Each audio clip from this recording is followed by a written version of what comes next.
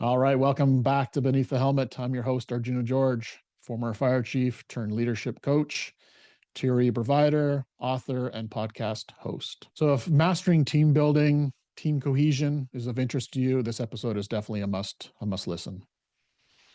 Today on Beneath the Helmet, I get the opportunity to sit down with Assistant Chief and Dr. Johnny Torgerson. He's a leadership expert and also the author of Forging Your Team. He essentially shares a very solid blueprint for forging an amazing team within your organization. But before we jump in, please subscribe to the channel, like us on YouTube. The more people that get to listen to Beneath the Helmet, the more impact we can make across the world, and the better for our first responder community to serve their communities better and ourselves better.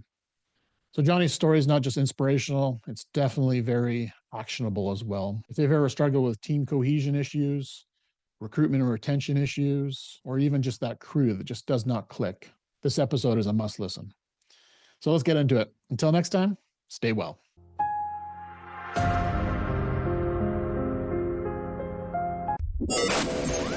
It's time to ignite your soul and unlock your full potential. Join us on Beneath the Helmet, the podcast exploring firefighters' health and wellness. Hosted by retired Fire Chief Arjuna George, our podcast is the perfect place to start your journey towards becoming the best version of yourself. So come on, let's join the conversation and find out what sets your soul on fire.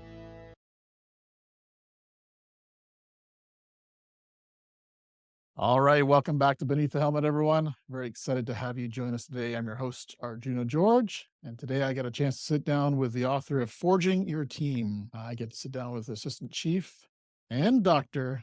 Johnny Torgerson. Welcome to the show, Johnny. Yeah, thanks for having me on. I appreciate you, Chief. Awesome. So tell our listener today a little bit about who Johnny Torgerson is and your background and what brought you to writing this book. Yeah, thanks. So me, I'm married, have a wife of the last 22 years, and I have three daughters, three amazing daughters. Each one of them has just some special abilities. My oldest daughter, she's a nurse and married and has two amazing children. I'm a grandparent now, and I'll tell you what, I've discovered that the whole point of having children is to have grandchildren, because that's where it's at, baby. Like, oh my gosh, it is Can't a wait. special relationship. Yeah, you're gonna truly enjoy it. And the thing is, I've heard it before, but I didn't really understand it, and so now I do. And it's funny, like I would see, my parents and my wife's parents just totally doting over our children, never understanding why, like they were just so fascinated in love with our kids.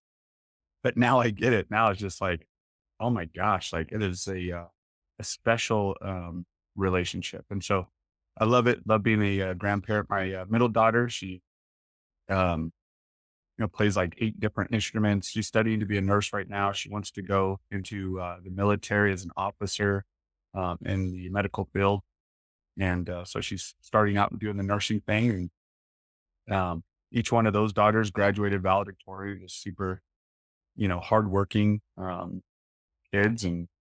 And then my middle daughter, she's following the same, or my youngest daughter, she's following the same path. It's just a pleasure to be a part of, their life and their legacy. And so, yeah, that's the family life. Professionally, I'm an assistant chief with the NCW Barstow Fire Emergency Services. Been there since 2005, and started off my career in the Army as a military firefighter. So did that for 4 years, and did a contract stint as well. Went to Uzbekistan as a contract firefighter.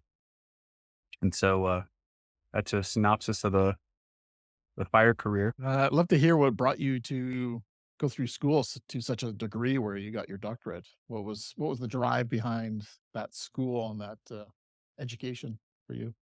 Yeah. I think what it comes down to, Chief, is surprising yourself. Like growing up, like I was like a C and D student. It's just like, I didn't pour any effort into education at all. Didn't really, had no appeal to me. And so knowing that and knowing what we're told, that, you're told from a very young age, like, hey, if you don't apply yourself in school, you're going to amount to nothing. And so I didn't apply myself. And so, you just kind of have this presupposition of, okay, well, I'm probably not going to amount to anything now. And what I found out was that the equalizer in life is just hard work. I'm not a smart person by any stretch of the imagination, but ask my wife, she'll tell you the honest truth about that. That's for sure. Or anybody who knows me, I don't have much of the way of talents. Right. And so, knowing that, being honest with yourself, knowing yourself, you kind of put yourself in a box. And I think many of us probably have that same story. And so, um, becoming, or achieving the doctorate level is, once you start kind of like building momentum in life and you start surprising yourself, you start to see like, oh man, like literally, it sounds cliche to say, but if there's anything I want to do, there's nothing in this world that is going to stop that achievement. And so, yeah, I just kept surprising myself in life with, multiple different types of achievements and goals. And every time I reached a new goal, it'd be like, okay, well, that's done. Let's move on to the next thing. And that ultimately, at least for the educational aspect of my life, it led to, yeah, I'll just go get my doctorate, and it just kind of like, yeah, I'm just going to do that because that's cool. And I enjoyed what I was learning too. That also was a driving factor. It's not just like, you don't just do that for the degree itself. It's what you get out of that and how you can help other people with that. And so that's a driving factor. And then the goal orientation thing. And then you wind up, just doing amazing things. Awesome. Love to hear what you learned about yourself going through that education process. I'm sure that was years and years of schooling and education. What you learned about yourself, that like the biggest takeaway from that self-reflection?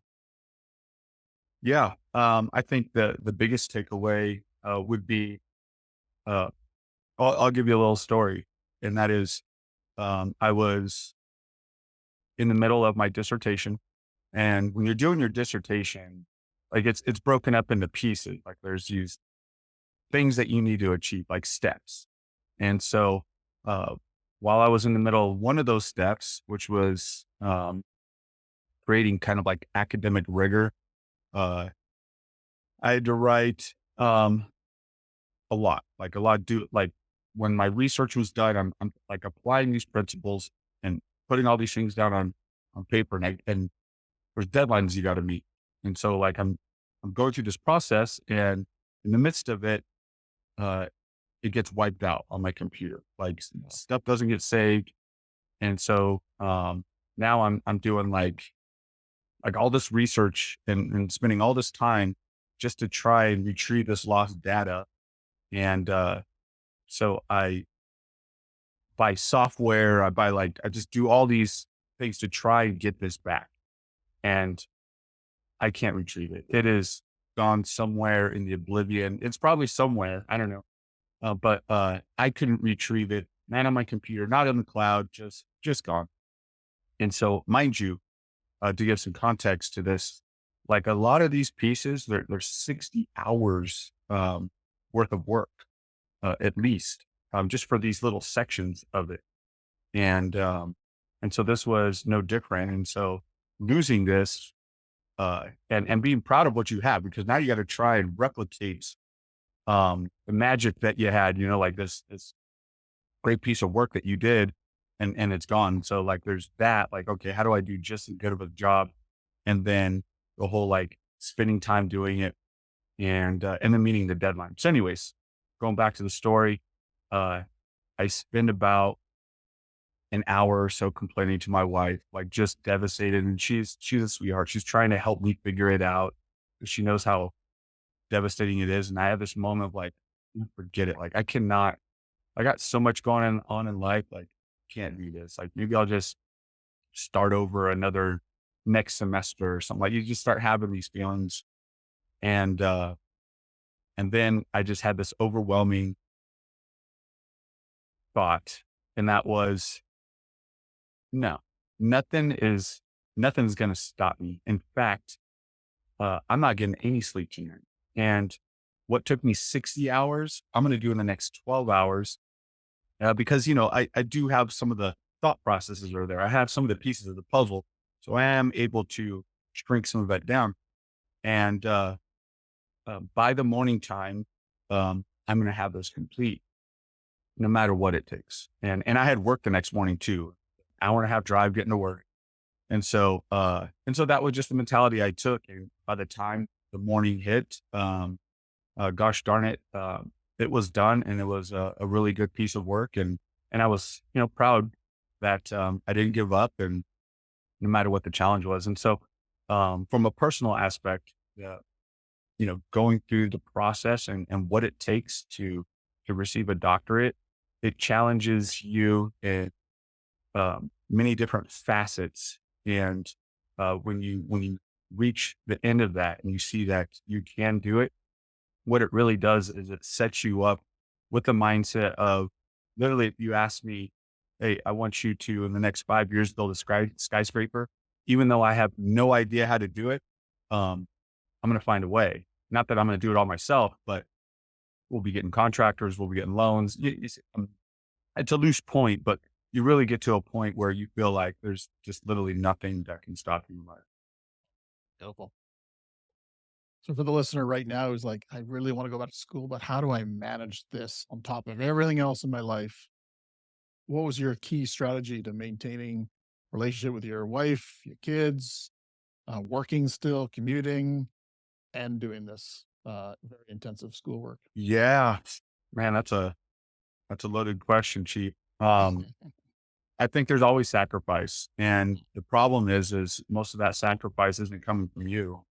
Um, you can't serve two masters, and so there, uh, there's going to be, you're not going to do as well at work, and that doesn't mean you're not doing a good job at work. It just means if you're an overachiever, you're not going to be overachieving as much. If you're a really engaged dad, as you should be, you're not going to be as engaged much, because that time you would normally allot for playing soccer with your kids, you're sitting on a computer, or you're going to, class. And so I think it's, understanding that, all those different things in your life, if you're trying to do them all the same, you're going to fail. And so, as far as others having, making those sacrifices, the key to that is the relationships and everything you do front work before you start the process. If you already have a rocky marriage, if you're already a disengaged person with your kids, if you're already not an overachiever at work, and then you're adding on to this and you're saying sacrifice, that's where the failure comes. And so, I think what helped me was, having those good relationships and, already setting the bar high for me. So when things aren't going to be, they're not going to get the same product from me in every, angle that is of my life, it's still not going to be a negative deficit. And so, at least that's my perspective on it. Right or wrong on that, I don't know. But, Great point. reflecting back, I think that's what helped. Yeah. So it's not a ditch everything, ditch my family, ditch work, focus on school. It's a bit of balance. It's a bit of ebb and flow. Sometimes it's going to be more school. Sometimes it's going to be more family life. But as long as it's not overly weighted on one end for a long duration, right? Is that how you capture that? Yeah, I mean, I think the low hanging fruit is balance. The one so that, but when we say balance, it's what type of balance that looks like. And, if you're not already an overachiever, if you're not someone who is engaged and intentional about everything you do, and, do that that's just who you are. And then adding this onto your life, you're going to have just a lot of issues. And so I would say, in order for you to accomplish, when your life's already going and you got all these different things that are already happening, it is, I would say, you're going to drop a lot of balls if you're not already used to juggling a lot of balls.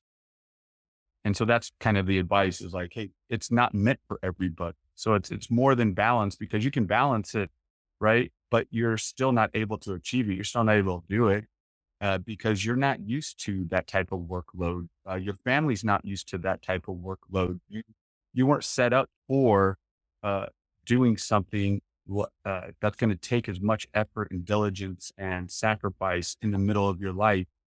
You're just not set up for it. And so it's literally not made for everybody. So that would be my point, is like, hey, you already have to set yourself up for success. You already have to have the relationships that are already there.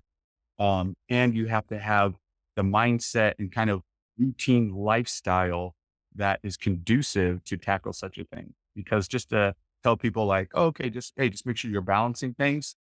It's not for everybody. And that's just the cold hard truth. Yeah, I agree 100%. How would you respond to this question, or this statement, I should say?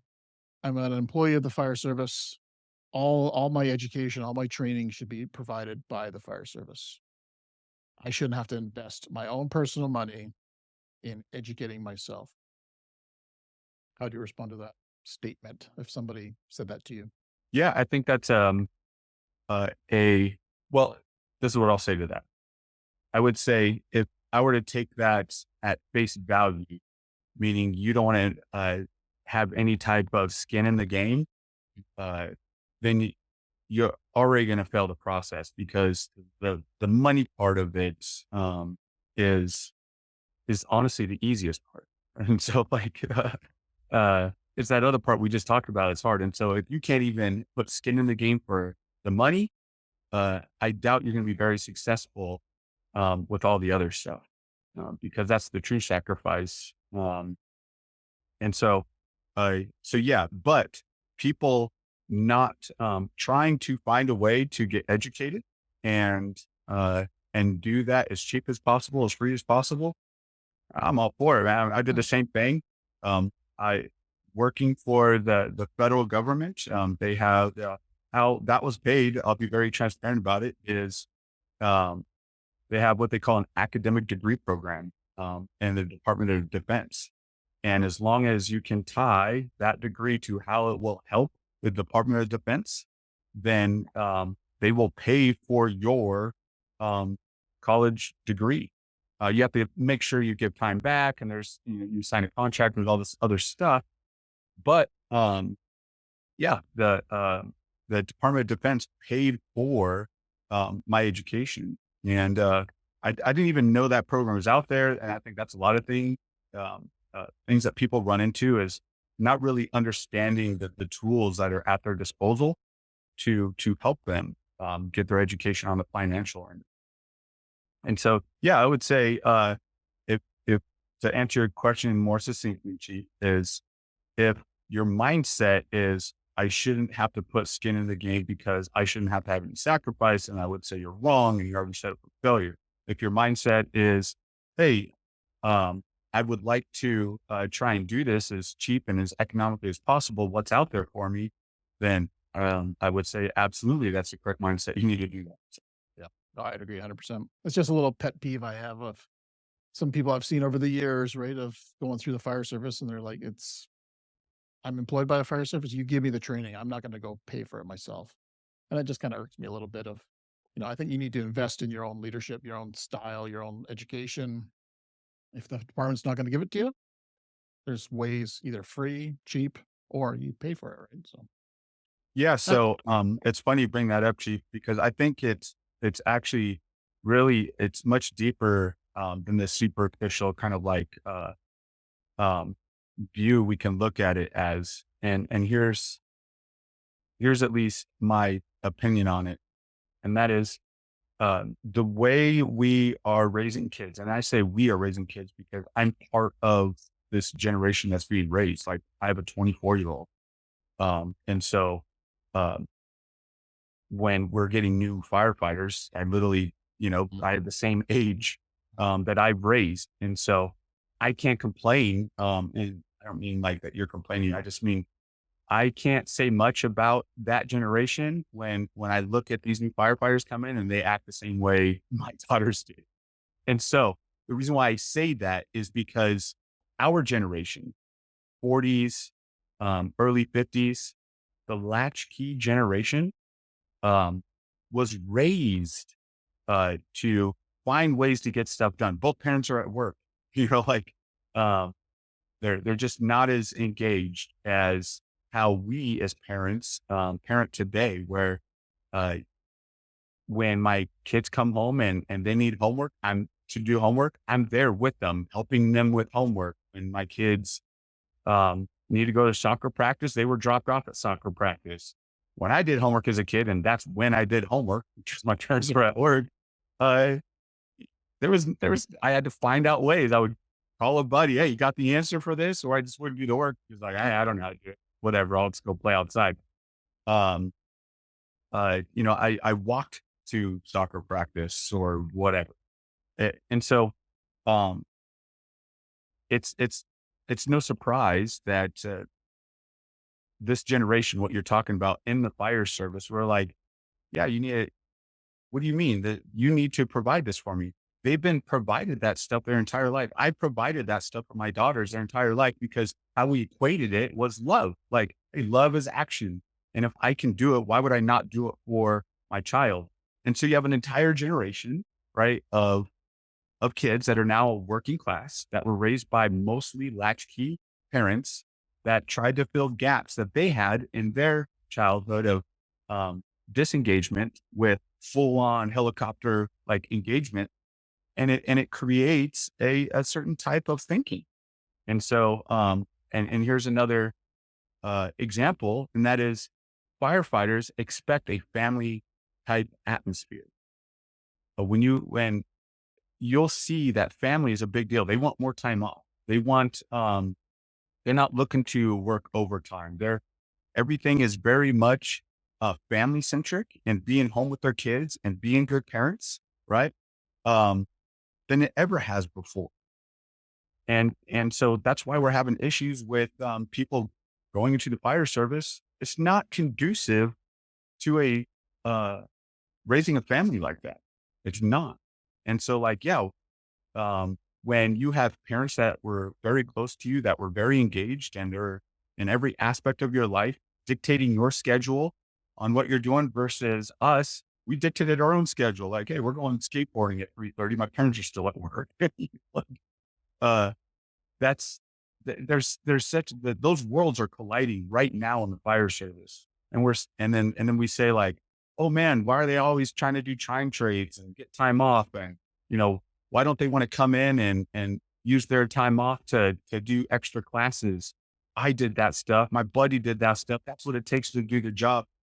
Completely two different cultures that are smashing into each other right now. And so us in the fire service, we can't complain about recruitment retention. We can't complain of firefighters having apathy and doing nothing about it from a leadership perspective.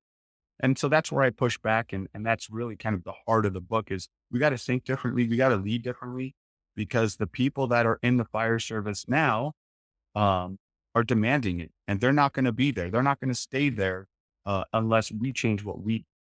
And that's important. It's funny you picked up the generational thing, because my experience is actually the Gen X generation, not the millennials or Gen Zs or whatever that's coming into the workforce now. I was actually, in my mind, I was thinking more the Gen X that I'm part of myself, right? Where I've just seen that, and that attitude in the fire service just kind of irks me a little. Mm-hmm. Just give me everything, right? No, 100%. And mind you, my boss and I, we talk about it all the time. Like, oh man, like, geez, Louise, like, how do we get people just to be engaged? And so, and then that is just a microcosm of the apathy of like, man, you can't even pour into yourself, like, so I get it. I totally get it. But I do think there's a reason behind it. And that's where, at some point we need to, question how we approach these things, as opposed to just being like, oh man, this is ridiculous. Like, they're never going to get it. Like, and you just try and hire someone else and you find they have the same mentality. And you're like, oh my gosh, it's done. The sky's falling. Because the generation before us complained about us, I'm sure, right? 100%. Beautiful. So let's dive into some leadership and talk everything teams and your book. So I want to start off with the book. How did that come to fruition? What was the spark that made this book come to life? Yeah. So, uh, I think what we do as organically as humans is we put ourselves in these boxes. And we do that by, uh, copying what we've seen, because that's just what we know. And so that puts us, in this box. And then, we have our own thoughts of our capabilities and what we can do. And, so from the things we hear, see, and what we believe about ourselves, we, um, limit how we behave on a daily basis. And what I noticed with this is that it's pervasive in the fire service. We put ourselves in these silos of how we operate, because this is, like the whole cliche, this is what we've always done type of thing. Even people that understand that, even people that have had like bad leadership before, they will truly, it's funny, it's the craziest thing. They'll still lead like the person that they were just saying like was a terrible leader. They will do a lot of the same, and you look and you're like, how is this even happening? But it happens all the time. And it's because it's what you, at the end of the day, it's what you know. And so you fall back to that. It becomes your modus operandi if it's the only thing you know. And so the fire service, that's what it's done. And so one of the things it's done, and how the fire service has put itself in a box, is it borrows things. And it borrows things because the fire service is a money pit. It's not there. It doesn't have the ability to like go out there and pay money to innovate and pay people to do research. We're a money pit for cities and the government. And so that isn't there. And so how the fire service is adapted is, oh, the people that do innovate, the industries that are coming up with new stuff, we try those things and like, oh, cool, this is applicable to my fire department or this scene or this incident. And then we start adapting and using those things. And so it's worked really well for the fire service. It's one of the amazing success stories of our job. When you think of like the KED, the Kendrick's extrication device, it came from NASCAR. We didn't invent that. Same thing with our hydraulic equipment, NASCAR. A lot of our rescue tools, came from the construction industry. Our SVA comes from the mining industry. And so we've adapted these things to our industry. And one of the things that we have also adapted is leadership, is team development. And I believe one of the things that has not worked for the fire service is borrowing these concepts and saying, oh, since leadership is universal, it must work in the fire service. And at least in my experience, it didn't translate well. And it's because I was given the opportunity in the department where I work to experiment, to try all these things that they teach you in school on how to develop teams and how to change cultures and how to change organizations and how to lead people and how to manage and stuff like that. And yeah, not a lot of it was transferable. But that's what we do. And so even though we know a lot of this stuff doesn't work, and going back to my first point, we still do it because it's all we know. And it just keeps, getting filtered into these fire officer books and regurgitated by fire officers and round we go. But while all that's happening, we have a huge recruitment retention problem. We have, like we just talked about, apathy within the fire service. We have a mental health crisis that's happening. All that stuff is happening because of lack of leadership. And so that's why I wrote the book, is because everything can be blamed on leadership. And that is the people who's in charge and their influence over others to transcend behavior and make a great work environment, to provide people job satisfaction, to truly develop a team in the fire service, in your department. And so, yeah, the book came from that. So the Forging Teams is the name of the book, and you talk about a forging process. You want to dive into that and kind of share that process and what that looks like to forge a good team? Yeah, yeah, absolutely. I think first, before starting that process, it's understanding why we should have that process. And this is a huge gap in the fire service. I think a huge gap in many organizations, but especially in the fire service. And that is uh, being in the fire service, it is not an individual sport. I think we can all agree on that. Like, it is a team sport, but how we view that team sport is at the small unit level. And that's what I'd like to share with your audience is the, it's not at the company level or your truck crew or your rescue crew or whatever small unit team you have. It's at every level of the organization. And where leaders go wrong in organizations is they think that they need to lead levels way below them. In fact, they try to. And that's not leadership. That is management. Leadership is based on who you are. Management is based on what you are. You're right. Right. And so when it comes to, let's use the extreme examples, when you're a fire chief, and then that's one area, and then you have firefighters, you're not in a leadership level for them. You're at a command level. You dictate things, you tell things. You don't have the relational influence to influence any one of those firefighters on a personal basis. You have what we call, or what I call in my book, distinctive influence, meaning you can still influence them, but it's not relational based. It is based on, distinctive characteristics. So like if, you exude confidence, if you're an empathetic person, people can be influenced by that. That's why people are influenced by Hollywood stars. There's distinctive qualities there that they want to emulate. And so that can make someone change their behavior. But that is nowhere near as influential as the person that has your ear every day, the person that talks to you, that is laughing and crying and you're depending on them. That's what we call proximal influence. Someone that is within a sphere of influence that truly can change your behaviors. And so, so why is that important? Why is understanding that important? Because what we wind up doing is we're trying to lead in a way that's ineffective.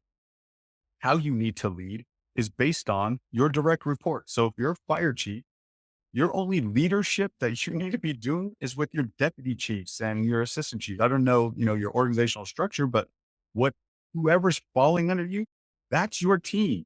No one else is your team. Now, mind you, your entire organization is a team, right? I get it. But when we talk about making a difference, you make a difference in a few people's lives.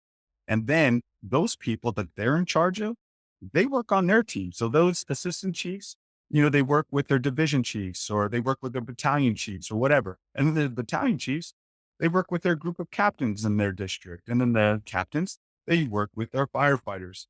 And then within that, there's these kind of like smaller teams. So like if you're a captain, you're actually part of 3 teams. You have the organizational team, that's the big, like, hey, we're all one big team, one big family, but you have less impact on that.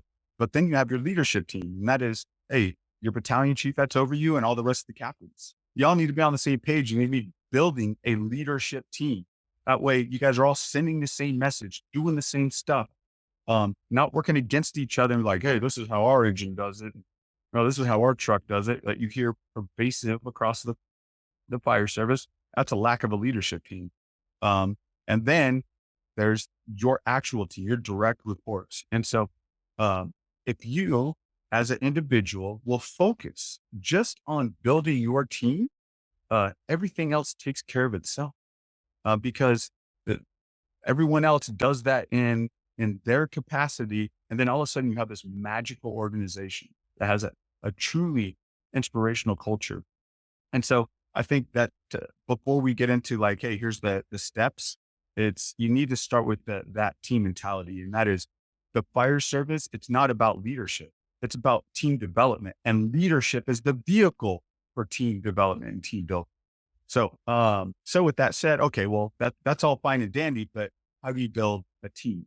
And what I've discovered, and this doesn't get talked about a lot, or I haven't heard about it, at least anybody say it. But team building is a change management process, and that doesn't get talked about a lot. And the reason why that's important is because as long as you understand the change management process, it helps you go through the process of team building in the correct mindset. And so the reason why it's a change management process is because anytime you're building a team, that's all it is it literally every aspect, all the constructs of team building is change. It's change for those individuals. Whether you get a new captain, you get a new battalion chief, they're going to have a new way of acting in certain situations. They're going to respond differently on calls, and they're going to talk differently to you. They're going to have different expectations of you. They're going to have a different vision for the crew. Like all these different things, your relationship will be different from one captain that you have to another captain. All it is change. And then within that, you have other members. It's not all about the leader. You have other, people that are part of your team. And so the entire thing is change. And so if you want to build a team, you need to understand how to apply change management principles to a team building approach. If you do that, you can actually develop a team. And here's the next thing I'll say. And this goes back to this generational gap thing. And that is teams in the fire service can't look like a team in a cubicle, like a sterile office environment. They need to look like families. And I know it sounds like a cliche thing to say, but it truly is that. And the reason why is because if we want to keep people in the fire service and we say, hey, I know family is a huge value for you, but you need to give half your life to this other place that has no family values, they're going to quit. They're going to have mental health crises. They're going to be apathetic to come into work because it's not a value, and value drives attitude, and attitude drives behavior. And so it's a simple psychological phenomenon. And so our teams in the fire service need to look like families. And in order for that to happen, you need to have a leader that has the skill set to develop a family type atmosphere with all the millions of different things that you get onslaughted with as a leader in the fire service. And there's a lot on you. And so, the 4-step process, what I found out with this change management process to build a team is it looks much like making a horseshoe. So when you're making a horseshoe, it has to be forged. Like you just start out with this chunk of metal. And then all of a sudden you need to hey, I need to make a utility out of this. Like I need to make it into a tool. And so that process is a 4-step process. And that is, you need to heat the metal. You need to, after you heat it, then you need to shape it. And then after you shape it, it needs to be cooled in a bath of water. And then once it's cooled, you need to refine it. You need to polish it. You need to add a handle to it. You need to sharpen it if it's an axe. So that's the polishing part of it. And when you're building a team, it looks exactly the same way as far as that change management process to go from a cold, hard chunk of metal to a horseshoe that's usable and able to do its job. And so, so to break that down even further, the heating process, we are all just cold, hard chunks of metal. None of us like change. And that's actually a good thing. And the reason why humans don't like change is because with change comes insecurity. With change comes the unknown. And I don't know how to predict behavior. I don't know how to predict what's coming next. So I can't stay ahead of this thing. It's a survival thing. And so we naturally just gravitate away from change. But obviously, as you know, change is a good thing, even though it's a survival instinct and it's something we do to protect ourselves, protect our hearts, protect our bodies. So it's a mental, physical, emotional thing. Change is also a good thing because that's how we adapt. That's how we get better. And so those two worlds collide. And that's why it's change management and all that stuff. Like they're just hot button type topics because that's the collision. It's something that is helpful for us, but something that we don't like but for good reasons. And so with knowing that we are resistant to change, but we need change, what does that look like? What does it look like to heat something up that's not metal? And what I discovered is that so let me back it up. People will change when there is some type of big event that happens in their life, something that is impactful. And some of those things might be death, right? Like experiencing, a tragedy in your family, a tragedy with a close friend. That changes people. Divorce is another one. Divorce is running rampant in first responder industry. That I've seen it firsthand. It changes people because it's an impactful thing that's happening. And so you'll see it'll change people for the good, because they'll take one approach, or it'll change people for the very, very bad. But outside of that, people don't change. Like, you are who you are. Like, your values don't change. And so that's why you'll see values being attacked so much in the fire service, is because they know if they want to change a behavior, they got to go all the way to your core values for any of that stuff to happen. Well, look, that is a waste of time. I'm going to go off on a quick little tangent here. You're not changing people's values. So every fire officer that's listening to this, just stop. You're not changing their values. People's core values. I can go take an 8-hour lecture on why integrity is so amazing. If I didn't walk into that lecture with integrity being a core value to me, I'm not walking out of that lecture and saying, oh, you know what? That person's right. I should have integrity. You're just going to go back to you can feel that way, but you're always going to go back to like just what you are. And so,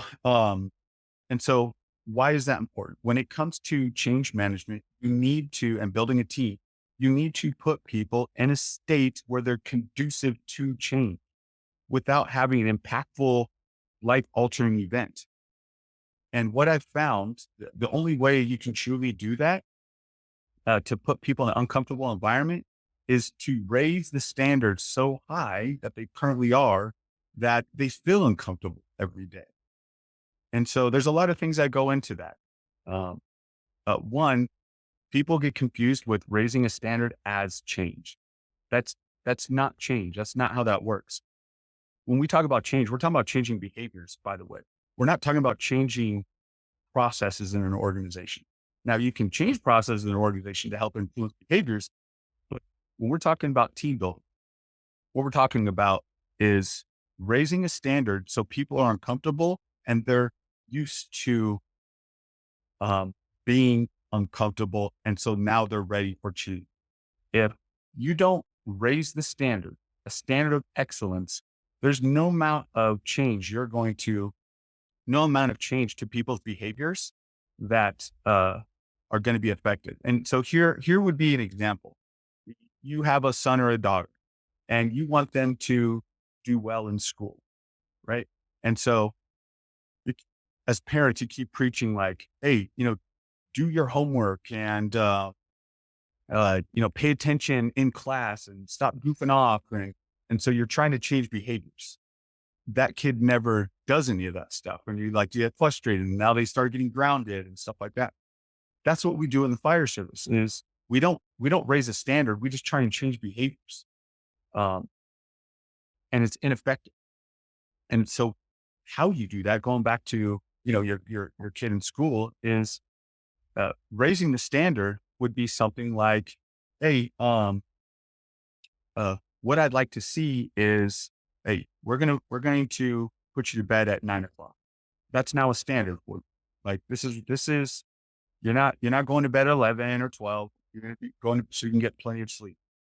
The other thing is I'm going to make sure that, you spend, I don't know, an hour doing homework every day. I'm making the stuff up as I go along, but meaning the things that they should be doing every day, to help give them a better way of operating on a daily basis, will then change the behavior at school. And so when we are, and maybe that was a terrible example, but the point is when you have SOPs and it's polish your boots, make sure it's tucked in. And I use that as another loose example, and that's a standard, and you're not upholding that standard, and you're trying to change behaviors of people on your team to wanting to be master craftsmen and pour into, being a better firefighter. And you got them to a point where they're tucking in their shirt. Good luck. You're not building a team. And so you need to, and this is the reason why it's important. It's not for the standard itself. I don't care about tucked in shirts and polished boots. It's not about that. I care in the sense of for the public appeal, but that's a very superficial thing. The reason why I care about it is because if we can get people to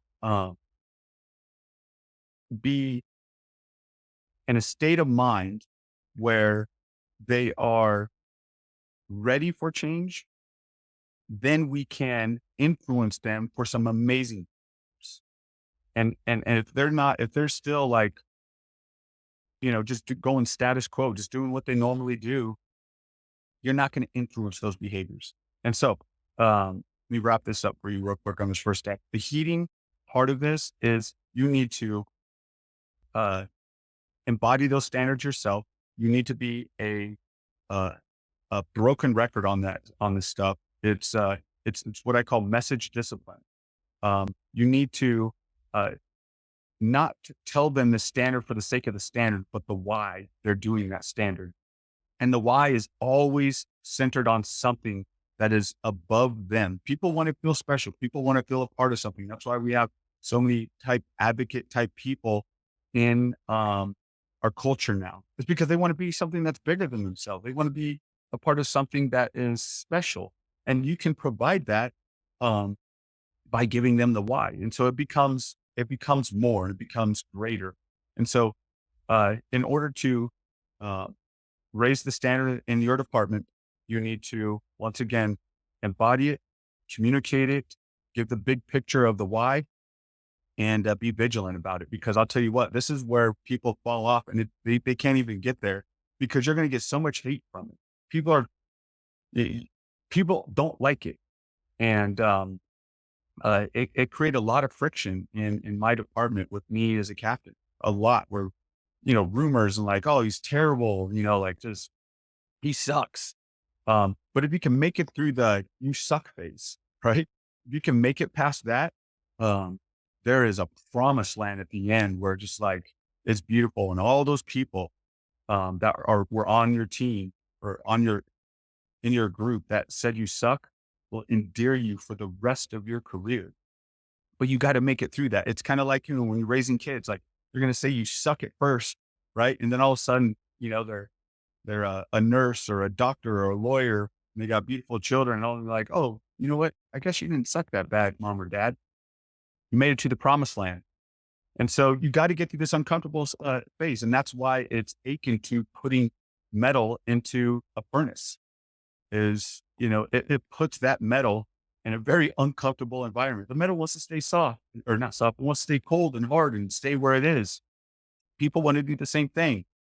They don't want the standard to be raised on. And so, yeah, you need to raise the standard to 1200 degrees and put them in a state that is conducive to behavioral change. And so that moves us to the next piece, and that's shaping behavior. Before we jump into that one, is there a difference between a crew, team, any other words there? Is that all the same? Crew, a team, a group, cohort, all the same, Yeah. or is there a No, difference there? no, I think there's a distinctive difference. We do use them interchangeably, Mhm. and academia, I'll have you believe that there's groups and then there's teams. Uh, I think there is an intermediate phase in there, and what I call a crew, and I just threw a name at it just to give it a title. But there's this intermediate step that you go through when you're developing a team, from getting a group of individuals, like a collective of people that are working autonomously from each other. That would be a group. And then a team where they have a shared vision, there's trust. For the fire service, it looks like a family, uh, where you can't wait to even do crappy assignments with them. That's how much you enjoy working with these people. That's truly a team. So when you like look at Band of Brothers, right? Like everyone's seeing that, and you see towards, the end where there wasn't a crappy assignment that they didn't love doing with each other. And what I think the fire service is predominantly made of is that middle group. It's crews where you have a shared vision, but you don't have that family type environment where you can't wait to do a crappy assignment with. There's a select few of individuals have done that. Absolutely. But for the most part, you don't see that in the fire service. And that's what we need. We need to flip the script where it's opposite of that, where the anomaly is not having a team. And I believe we can get there. And we truly can. But we need to be given the correct tools to do that. And it's not the tools that we're getting in our fire officer classes right now. It's not the tools that you're getting in your business management class that you're taking so you can get your degree while you're in the fire service. Like they're not going to give you the tools for it. It's just not there. I'll tell you what though, a shameless plug, you read the book, you will have the tools. You needed to develop those tools, but it's there. It's out there now. And that's why I'm so proud of this work that's out there, and it's only going to get better, and where the word's going to spread and people are going to make this even better. What I gave in the book will be the low part of the bar. And that's what's special about this is um, the, the tools that are given, someone's going to read this book and make it better. They're going to be like, oh, this. And then it goes from there. And now the fire service is getting to where the teams are the majority and not the other way around. But yeah, crews is what I think is a middle ground there. And I think that's what the fire service is made of, and why we have so much apathy and all those other things we talked about. Another thought just comes in my head when we talk about change management, very classic term that we use in the business world. Do you consider it change management or do you consider it change leadership? Yeah, no, that's a great point. I've never really thought about that actually, and stitch that together. I think that's a great question. I think if I were just answered off the cuff, I would say management, and the reason why I would say it's change management is because, in my view, everything leadership is relationships. And so when I'm leading something, it's based off of my relational influence on somebody. Anything outside of that is management. And here's the reason it gets confused is really successful managers will be confused as good leaders. And it's the reason why is because they manage people to do certain things. If I can get someone to go from point A to point B, people will call that leadership. But how you get person from point A to point B is what separates leadership from management. And so I would say the process itself, what I'm giving, would be a management process, but you need to lead within that process to make it happen. All right, let's dive into step 2. We're going to Sure. heat this iron up. What's next? Before you start the next step in the process, it's important for everyone to know that don't even try and change people's behaviors until you truly put them at a high standard. Trying to cheat and do it before then, you're not going to change much behavior. So don't move on to step 2 until step 1 is actually done. That's important to note. But once you've achieved that, once you see that your team is setting a high standard for themselves, now it's time to enact some behavioral stuff. And so when it comes to shaping, what we typically try and do is we try and shape behaviors in one fell swoop. We take big blows of the mallet if using the forging concept. And as we know, if I'm trying to turn this piece of metal into a horseshoe, I'm not going to get it in one blow. In fact, I'm probably going to screw it up even worse. And now I just ruined the metal and I got to start all over again. And don't we do that with people where we try and take some big blows and then all of a sudden you lose all equity? You screw up what you're trying to do and you can't even influence them enough because you've lost all credibility. And so when it comes to the second step, it's ensuring that whatever behaviors you want to change, you need to break them down into the smallest increments that you can. And the smaller, the better. And that's what a blacksmith does. It knows where it's going. The blacksmith knows where he's going. He knows what he wants to make. So when it comes to you developing your team, you have to have a vision of where you want to take your team and what you want it to look like. You're going to have certain emphasis on things that other people aren't. And so you need to know that. And then you need to break that down of, okay, how do I get there? What type of behaviors am I looking for in order to get that? And so there's going to be this overview of how you want your team to look behaviorally. And then there's going to be this nuanced look of how do I get my individuals to behave like that on an individual basis? And what changes need to happen to occur in that aspect. And so there's this holistic look, and then there's this individual look. And so you need to figure that out as a leader. And then once you figure that out, now you need to break that down into small steps and be very intentional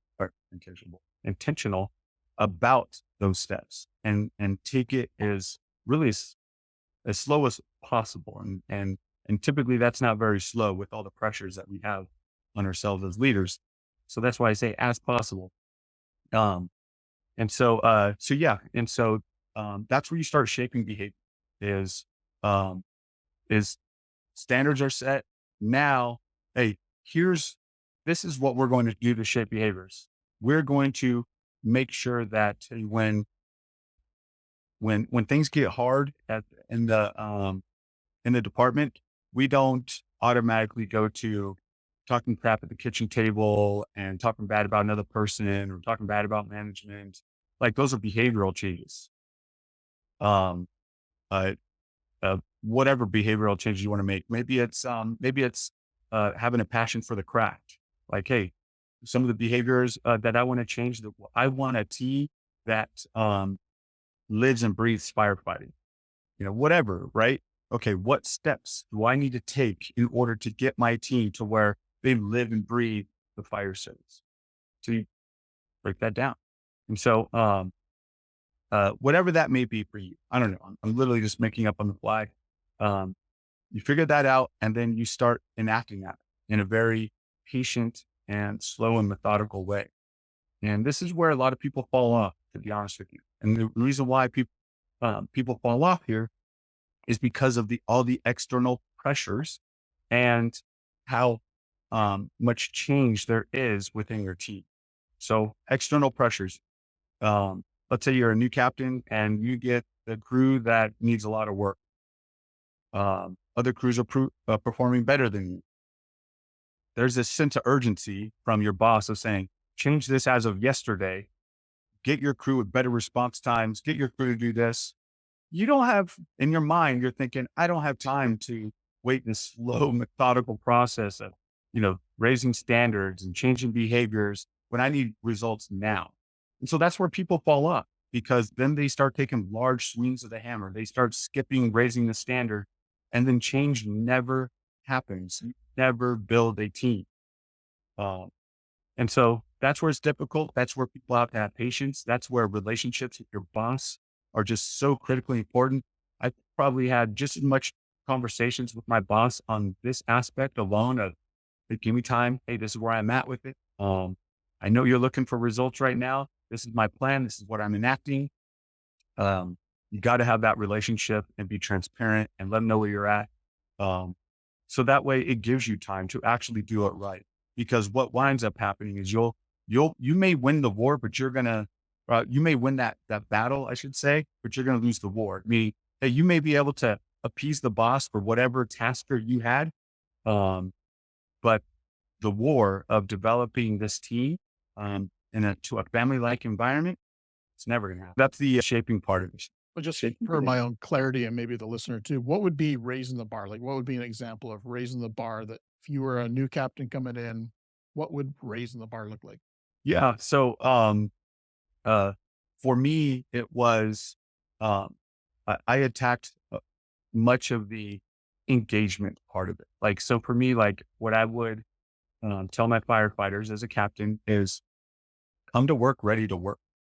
That's a standard. Like, it shouldn't be a standard, but like, there's plenty of times where, firefighters, they have other hobbies, they have other jobs, they got a lot of life, they got newborns at home.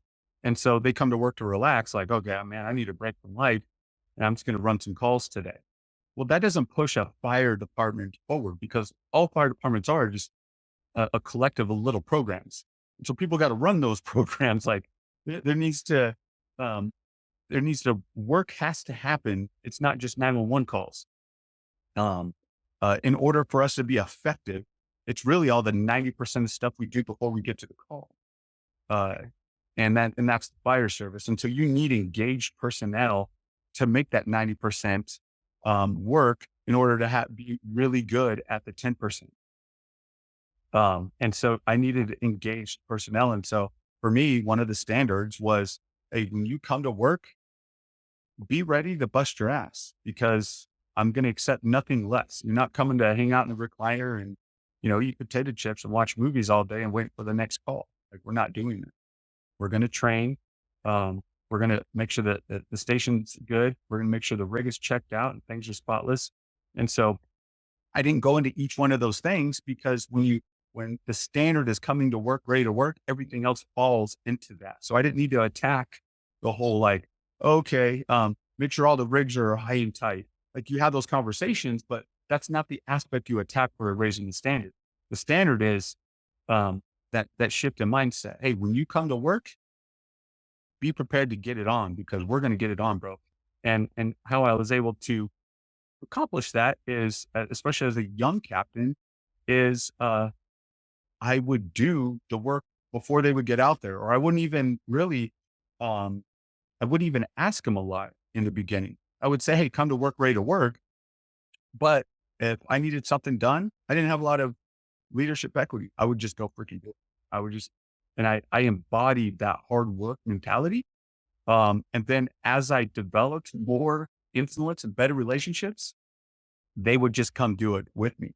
And so the message was the same. Hey, come to work, ready to work. What they saw with me was the same. Then all it was now was that behavior part of it. And that behavior part of it took care of itself because, hey, my captain's busting his ass. He expect us to bust our ass. Well, we're not busting our ass. We get talked to. And so I didn't need to go say, hey, come mop the floor. They would just go mop it. And so that was the approach I took. And it was much more effective just trying to get people like, hey, you should be doing this. We need a high and tight station. Get out there, mop the floor. I found that to be ineffective. All right. So we've heated up. We've started to mold this. Yeah. How do we build that amazing fire department team / family? What's the third step? Yeah. And so, what's cool is once behaviors start changing, that's when it starts becoming special. And I had a misconception in getting to this part of, developing your team that I think is really important for your audience to hear. And that is, the legacy aspect of this. What the misconception that I had was that once you influence these behaviors, that this is just who they were. You've changed, that they've changed, right? And your influence has done that. And what I found out is, nope, that's not how it works. Those behaviors were changed while I was an influence on their career and life. But as soon as I stepped away, things would go back to just normal, who they were before. And there's a few things that were involved with it that I found out is, one, it's the reason why they say culture is such an important aspect in an organization. To me, that is how the change solidifies. And for many years, as I was learning these processes in my department, we did not have a healthy culture.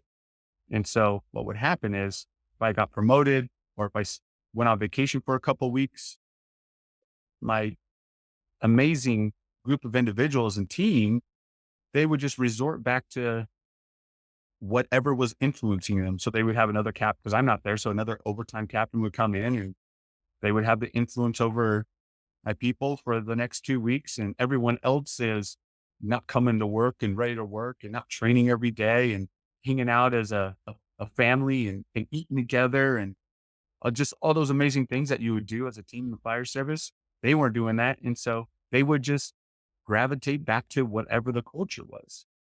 And so that's where I learned, man, if you want change to actually take form, to actually solidify, it has to be cooled in a bath of water of what we would call organizational culture.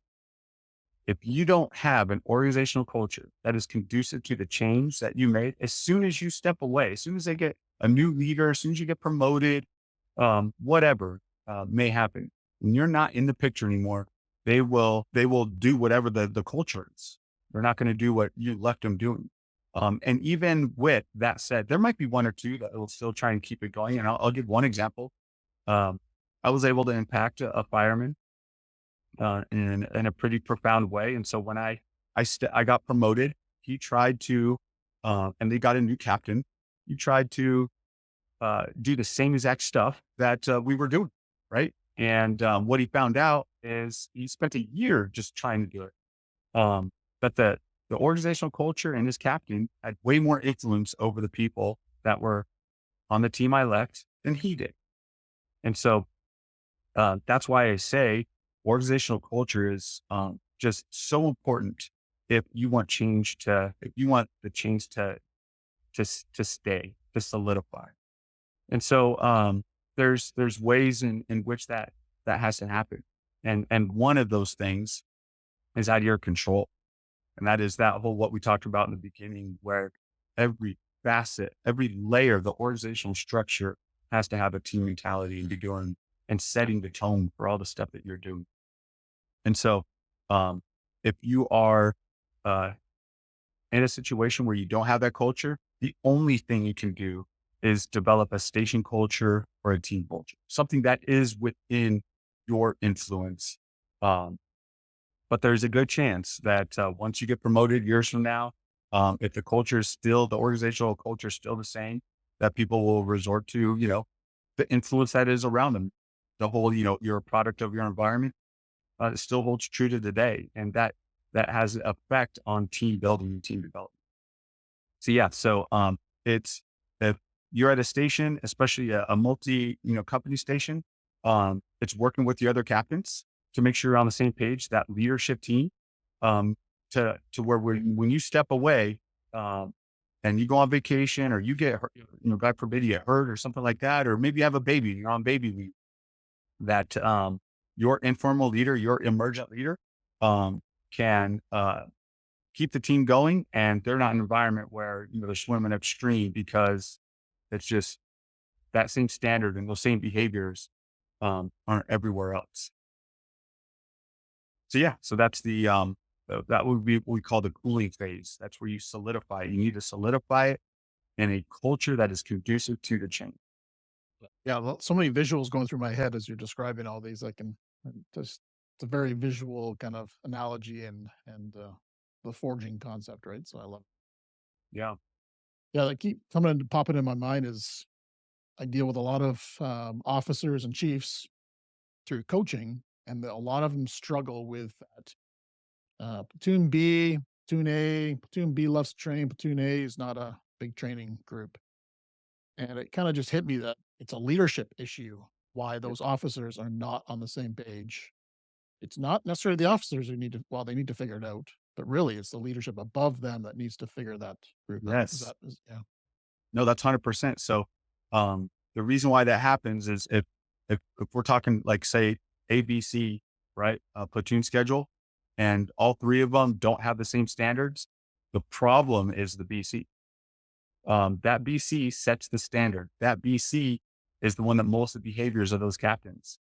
And that's why, you're hitting the nail on the head. And where I think you're connecting the dots is, if you're developing your teams at every level of organization, the whole, A, B, C thing of we're all doing it different literally goes away, because it's those BCs that are in charge of those captains that set the standard, that are influencing those behaviors. Now, once again, that stuff doesn't happen overnight, because, you're leading leaders. And so that's another thing that gets talked about in the book, but, leading leaders is difficult.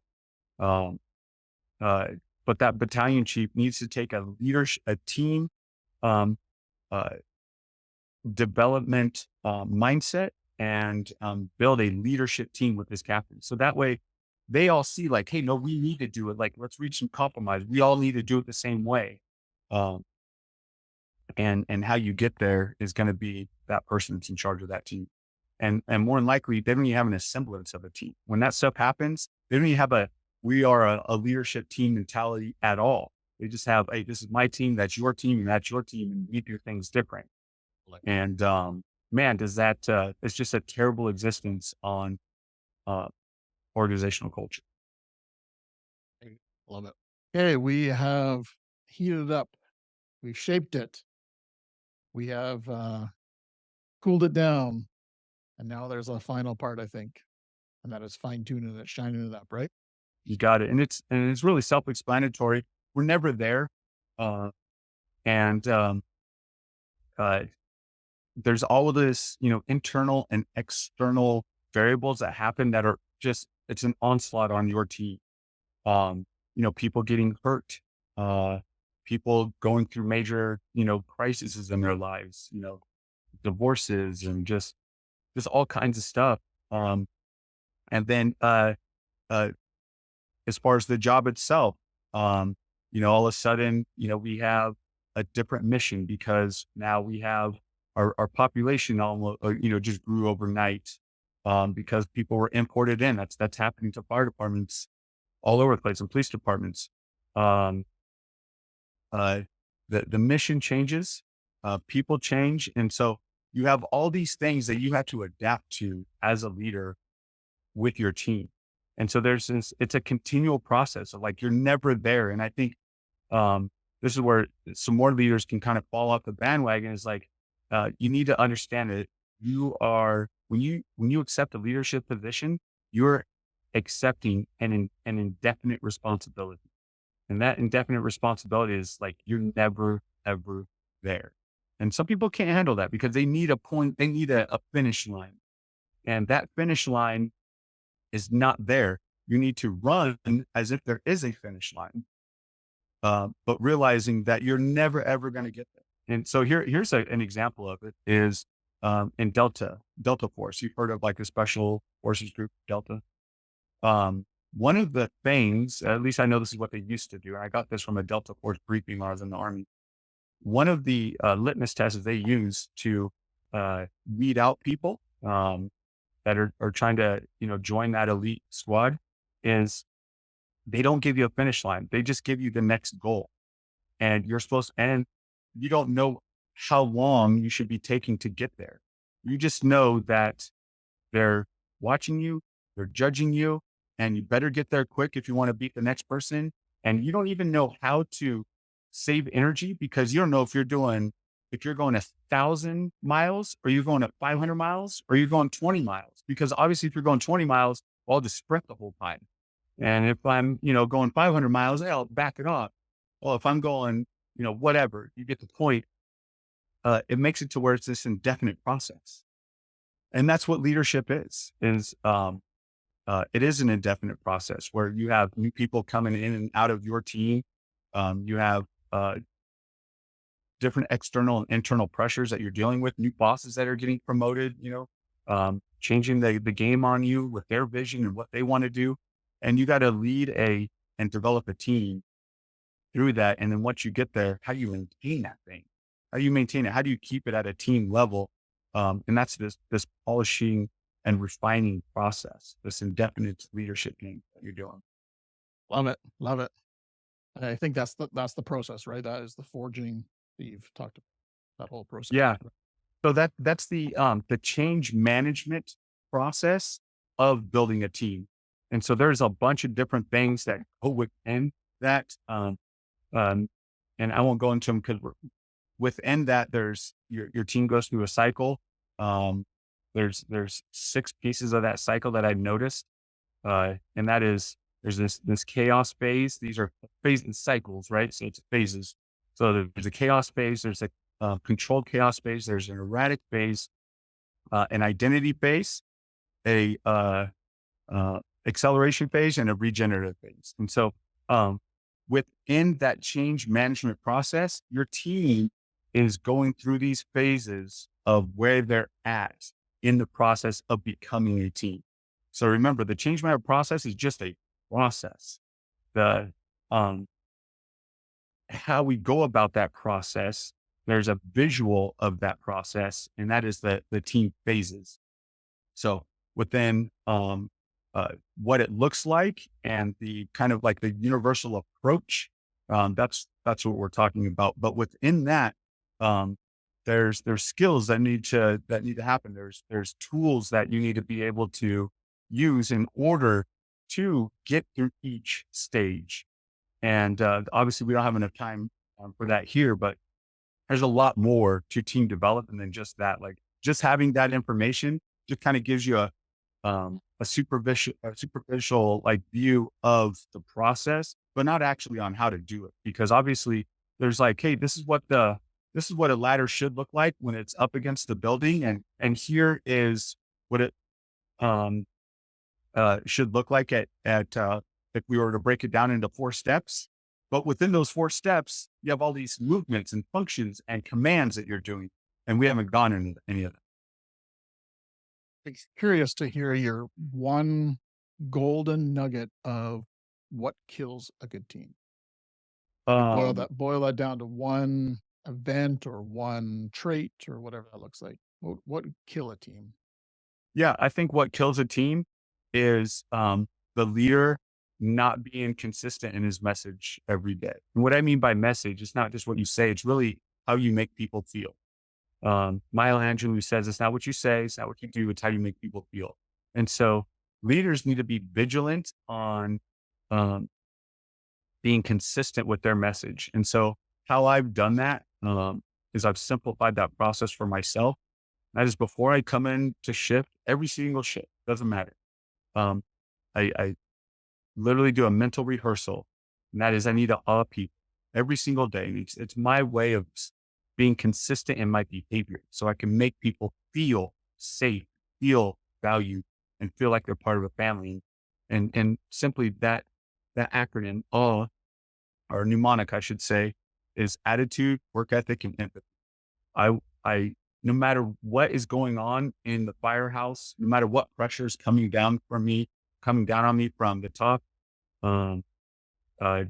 whatever's happening at the house, I want to make sure that my attitude at work is nothing but joy and positivity and high energy. I want people to see that on a consistent basis, not riding the waves of my life emotionally with me. And I think fire service leaders, they do that a lot. I've seen it a lot where they just come in and it's like, oh, well, you had a bad day at home, or he's having a bad day at work, and you're going on this emotional journey with them, and you're just not a consistent person. And so I think making sure you come into work with the right attitude, no matter what is happening, that is hard. It's hard to do that it's an easy thing to say, but it is a hard thing to be consistent on. And so working on that. And then the next thing is your work ethic. As a leader, you have to be the hardest worker. You have to be the hardest worker. You need to show people that, because at the end of the day, it's still a blue collar job. And there's nothing that people appreciate more in the fire service than someone who just gets after it every single day.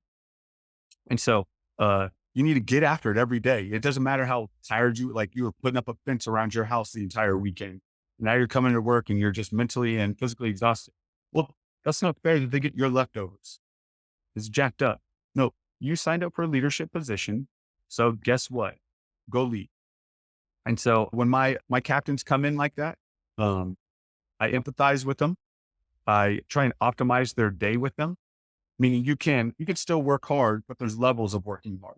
Right. And so, hey, just be more efficient and effective with your time today, but you don't need to like go like we can go crazy. Like you can, you know what I'm saying? There's different levels of that. And so you optimize that. And so anyways, come into work, work hard. And then the most important one is being empathetic. And when I say empathy, I don't mean compassion, because sympathy. Oh man, I feel bad for you. I'm sorry you're going through that. You can be my thoughts and prayers. That's simple, right? Um, Empathy is where you can put yourself in their shoes and then you do something about it. Whatever's in your control, that is. And so, and that's what really affects you, because that makes people feel that they are valued. And so there's no better way to make people, you want people to feel valued in your organization, be an empathetic leader. And that's why it's talked about a lot now, is being an empathetic leader, is because it creates a situation where you're trusted and people feel valued, and valued people will give value back. It becomes a multiplier, right? And so a force multiplier. And so, yeah. And so that would be my nugget for every fire officer that's coming in or listening, is go into work and send a consistent message. And for me, that's on people, attitude, work ethic. And Do you think there's any difference between career leadership and volunteer fire department leadership in regard of building teams in this kind of focus that we're talking about? You think there's a difference, or could you take that same principle and go to a volunteer department and kind of cookie cutter and use that same principle?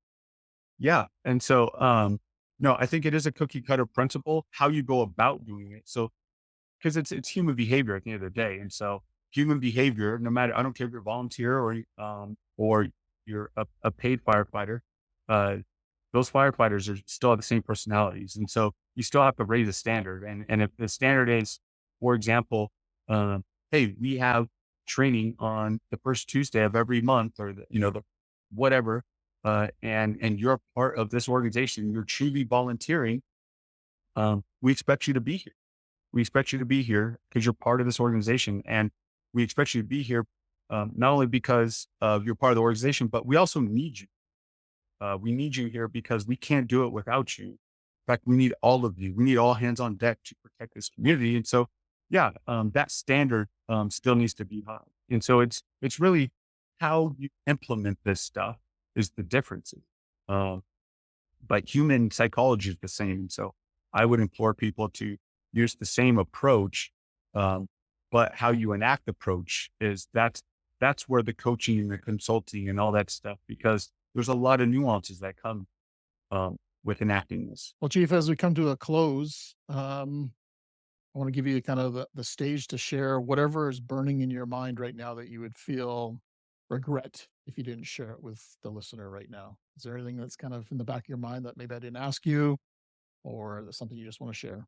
Yeah, something that I want to share, and this is, and only because it's been kind of hot on my mind lately. I'm writing another book on it. It's the self leadership aspect of things, and I think it's an important topic for the fire service right now.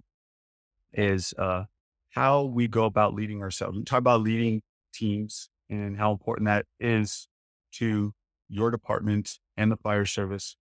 But as far as you and your mental health and your job satisfaction, it's, and then obviously that self leadership bleeds into, actual leadership and team development. It's all connected, but it does start with you, and how you talk to yourself and how you lead yourself every day. And so with that aspect, I would like to just share one thing. And it's been on my mind a lot lately, and that is winning the day or winning the ship.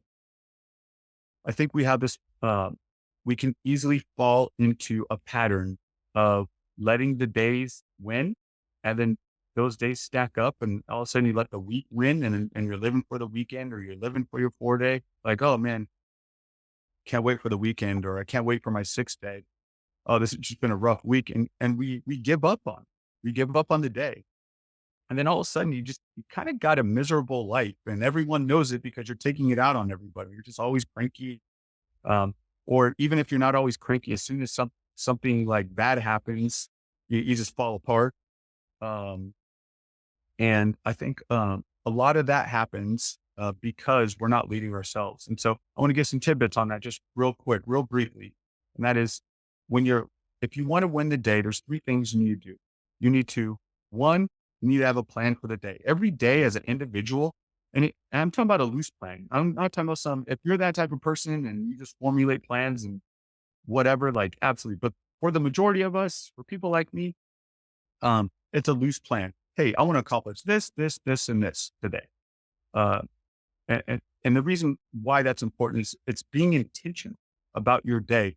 If you're not in charge of your day, the day's in charge of you. And so you start out being in charge of your day. Like, hey, this is what I'm going to do today. This is what I'm going to accomplish today. Here's the things I always do. Like, hey, I'm going to spend time with my family. I'm going to work out today. I'm going to get these three things done at work. I'm going to pray. I'm going to read my Bible. I'm going to go to church. However you plan your day, you need to have a loose plan for that. Here's the second one, because that's kind of the low hanging fruit. Here's the second one. And this is the one that's most important.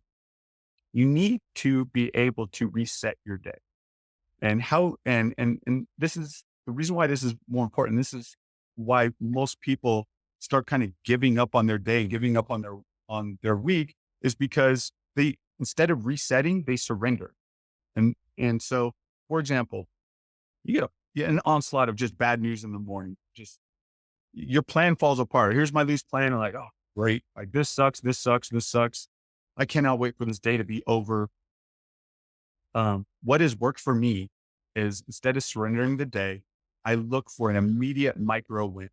I don't care how small it is. And I literally go through that in my mind. Be like, no, this day has gotten out of control. I'm going to take charge of my day today. I need to figure out a small win, and I will do that. And I don't care how small the win is. I will find a micro win, and I'm going to win. And then once I find that micro win, I literally look for another one, and I look for a little bit bigger win. Then all of a sudden I have momentum in my day. And what a day that started out as a catastrophe. I look back and I'm like, oh man, today was awesome. I overcame this. And it puts me just in a different mindset where I'm not surrendering. And then all of a sudden I don't have very many bad days. There could be bad spots in my day, but just to end the day and it just be a complete wreck, it is very, very few and far between. And so I share that because I see it over and over again in fire shows. I see where days just get out of control for people and they give up on it. And all of a sudden, like, every day sucks because you literally surrender every day and you don't build micro wins. And the last thing I'll say, to really win the day is you need to reflect on this stuff. It's super important that you celebrate these wins and you reflect on how you overcame them, because that's how you build the momentum in life. It's knowing like, no matter how bad that day was, I literally killed it. I conquered it. I beat its booty. And then that way, when the next day happens, no matter how bad it is, you've already shown yourself that you're a badass, that you can overcome that stuff, and you just go through your process again. So that's been on my heart lately. I think it's important for our fire service leaders to not surrender any day. Take a no, that I will not lose any day. Just like you're not going to lose anybody in a building, have the same mentalities with your day. Don't lose the day. No surrender attitude. Win the day, and you're going to win in life. I promise you that. It's probably my go-to passion right now about leadership is about self-leadership. It's something that I've kind of only discovered in the last year or so about really. I think the core to leadership is self-leadership first. Yep. It has to be. And you mentioned that as well. And I never really took that into a real definition of leadership and how you start that is dealing with yourself first. I think I've done it organically over the years, but now I have a better understanding that is key to moving forward. You have to start with yourself. Yeah. Amen to that, brother. Beautiful. So how can people find your book, Chief? So I have a website. It's www.forgingteams.com. And on there's links to the book. It's mainly found on fireengineeringbooks.com. They're the publisher of it. And then There's other resources on there, and then you can always get a hold of me. I'm here to answer any questions. It's not like, oh, as soon as you call me, it's 99 cents, per minute. Like, no, that's not the deal here. It's about getting the word out and helping each other. And so, if you have any questions on any of this stuff, send me an email, give me a call, like whatever. I love this. I love this stuff. I love helping people. That's the whole point of leadership, is it's just to pour into people and serve people. And then of course, if you, want me to come out to your organizations, I'm here for that. Well, it's been a true pleasure. This is a multi-part podcast for sure today. Yeah. And what are we at? An hour and a half. So that's awesome. So I just want to appreciate your time and sharing your wisdom, as well as putting this great book out into the world to help us lead better in our organizations. So thank you, Chief. I appreciate that. All right, everyone. I hope you enjoyed this great episode. I'm sure you had a whack load of notes on what to do next. Be sure to check out his book. It's well worth the read. And until next time, stay well. At the rep. Right on, Chief. Awesome. Thank you for tuning in to Beneath the Helmet. We hope that this podcast has provided you with valuable insights into the world of firefighters' health and wellness. Remember, caring for your physical, mental, and spiritual well-being is crucial to achieving optimal performance. Join us next time on Beneath the Helmet for more inspiring conversations. Until then, stay well.